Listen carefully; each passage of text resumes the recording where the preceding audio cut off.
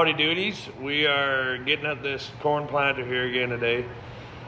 It's been a big strung out process. It's a big job. I found when I first opened up that crate, I didn't know what to think. That was a lot of parts and a lot of pieces, electrical hoses, motors, sensors, all that stuff. And it's been great. I really enjoyed it. It's a learning curve, right? Once you start to understand all these parts and boxes and all these things that I call a box and I call it this and that, you start to realize, okay, we got row flows and we got our precision planning, we got our 2020 monitor, we got our height sensor, our load sensor, our row unit modules and all that stuff. Once you start to make sense of it, it makes life a little bit easier. So anyways, I'll take you on a little walk around. I'll show you what we've done and kind of what we got left to go. Here we are. We'll start at row 1 or something like that. Anyhow, give you a nice big thick manual. If you're anything like me, you see a big book and you start sweating a little bit. Not that bad, just a lot of the basics. There's a lot of stuff that's add-ons and stuff that we won't be using with this system. But so from there, we had to do these motors. Now we had to put in our pressure sensors, which didn't come with it. Ooh, that's my building material for the next little job. Get all our hoses plumbed. That was a bit of a trick in itself. Make sure you can measure everything right to go around the corner, unfold, and tee in the center, because we've got pressure and return lines, of course, and this is our speed sensor here. We've got our solenoid for turning it on and off. This is supposed to automatically kick off when we lift. This height sensor down here, sorry, we'll make sure you actually see it. This height sensor should automatically cut out these motors when the time is right. If everything's set up properly and likes what it's doing. So yeah, it'll come up, energize the solenoid, or energize it probably, cut her out. So yeah, we had all this stuff. We've got our row unit modules. This one does have a load sensor. So you replace this pin here for this, and it's a fancy pin that goes through there. It's actually a load sensor. So as you can see there, it's got a little mounting bracket. And it goes through your rocker for your gauge wheels. We've replaced all our rockers this season. New bolts. They were pretty wore, so your depth and your height and all that stuff wasn't right on the money. Those spots where all the sensors are, there's actually 4 of them. This one, what's it got? Yeah, it doesn't get a load sensor, but they do tie to the seed tubes as well, so it converts the old seed tube readings to the new system through that module. Over on this one, so right here, there is another plug-in. You can add more of these. That actually taps into the vacuum line to give you a digital vacuum reading, which is kind of cool, I guess, as long as you trust the computer stuff.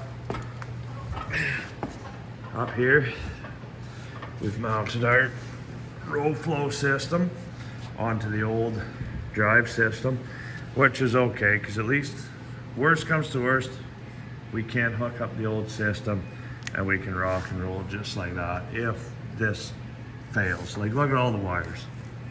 I don't know, intimidating.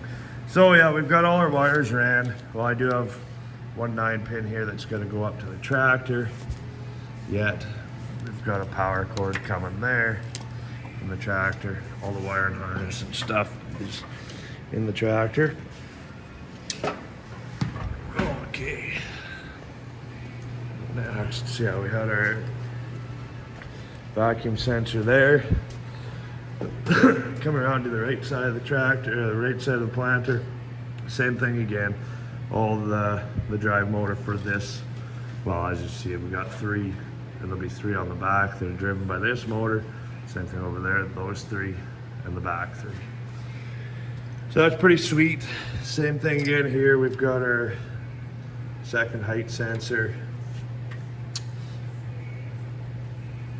Second height sensor hooked into our seed tube, and we're going to a load sensor. We've got 3 load sensors as well. Next big challenge, we needed a 4th auxiliary. Okay, you get a couple of options. One is spend 5 grand, do a power beyond, and get a whole nother 4th bank on your tractor. That didn't really seem to make a lot of sense, so we chose this route of doing this valve. Basically, we've divided our lift hoses. We went lift to lift up there, and now we can do our markers off of that one as well. So it'll be easily switched by a little toggle switch in the cab, on or off. We'll let you do your wings or your lift. Not your wings, sorry, your markers. Gotta quit saying that one. So this is okay, just took a little bit of pre-planning for all the hoses, all that fancy stuff. Because we needed these 2 hoses for running the motors. We needed a pressure and a return, obviously. So that all worked out good. We just had to make a mount. I just welded these bolts to the frame, and I gotta put some nits on, add a power cord that'll go up, and oh, look at that. Haven't even done them up yet. Too busy yapping. Just gotta do a power cord that'll go up to the toggle switch in the tractor. Then we got a precision planting. This one comes from, basically what this one is doing is converting our old 37 pin to the new system. We're putting 37 pins in, and it's going down to 4 into the new monitor. So we might actually mount that back here on the frame, and it might go in the back of the tractor or in the tractor. We're not too sure yet. I'm kind of thinking right here would be just handy, but we'll see. One other thing, we've got to get a return line. Pretty sure it goes in there. I got to order up the parts yet. Talk to the guys. We'll get a proper return line. We always have return through here, which is okay. But if that fails, then you start pressuring things up big time, and you start blowing stuff in a hurry. And I've seen that for myself. Last time I done a hydraulic pump on a case 4230, and I exploded that hydraulic pump. We've got our precision planting 2020 monitor, and we'll be joined to our GPS so it can track everything off of there for row control and all that stuff.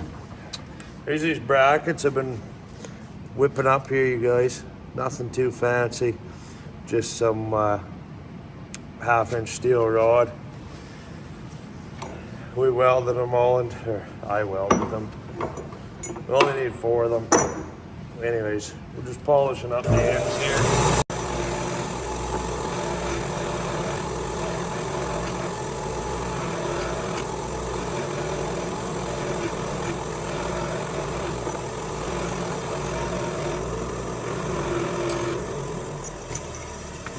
There we have it. Nice and smooth. So yeah, we're just gonna mount them along the frame here. 1, 2, 3, 4. And I think I'm gonna actually use some grating inside of there. We'll just line it. It's only 2 inches there. So then it'll actually be like a trough. Save from having that sag in the hoses all the time. We'll just have a flat floor. And we'll do the grading just so that the dirt can empty out.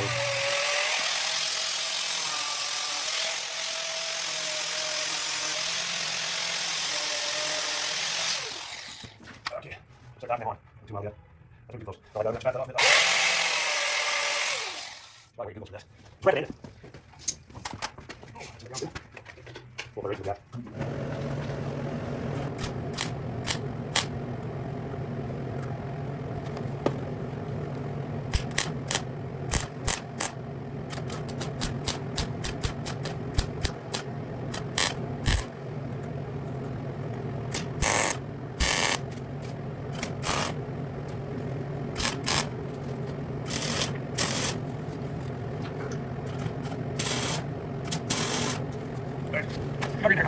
got happening. Just a little pad for the hoses to ride on. We'll probably we like zip ties and string around here. So all these hoses, those two hoses and these two, they'll just ride along there. The implement in town, John Deere, said that there were supposed to be 6 of these size and 2 of another. Well, all 8 of them are the same. So you go 1, 2, 3, 4, 5, 6, 7, 8. All the same. Anyhow, it's a little bit trickier.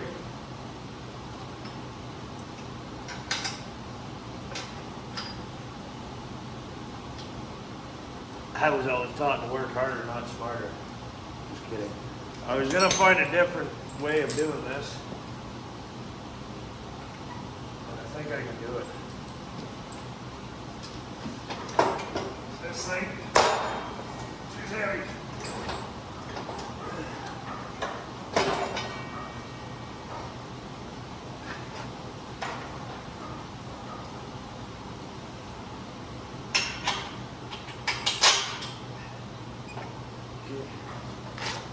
Just cut the bolt in there, no bushing.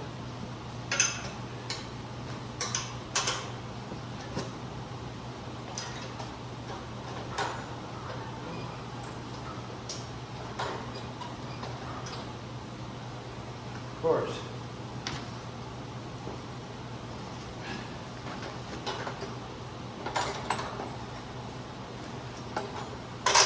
There. Yep. Take this one, stick the bushing in her. There.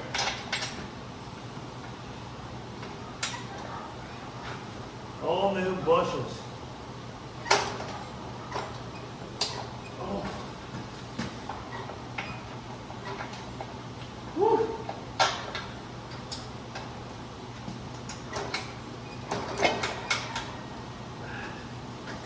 Not quite.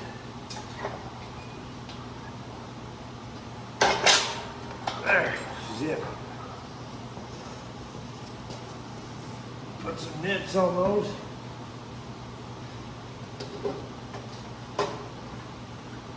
Style it.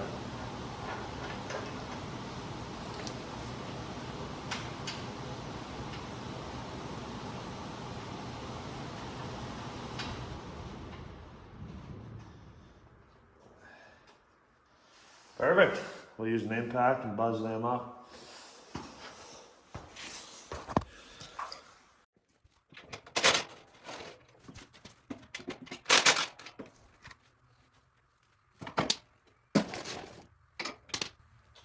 We got these fancy little tits in them. Let me show you here. They just go in that slot, eh? Then you just gotta fit her in there in a way that it works just right. That's what that does.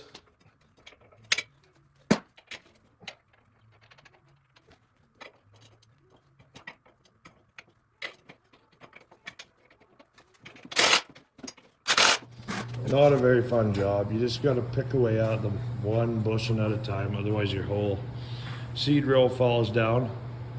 Next up that I'm working on here this afternoon, we're gonna get this switch wired up here. So this little jigger,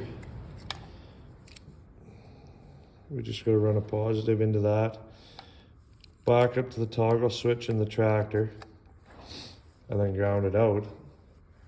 And that gives us a 4th auxiliary.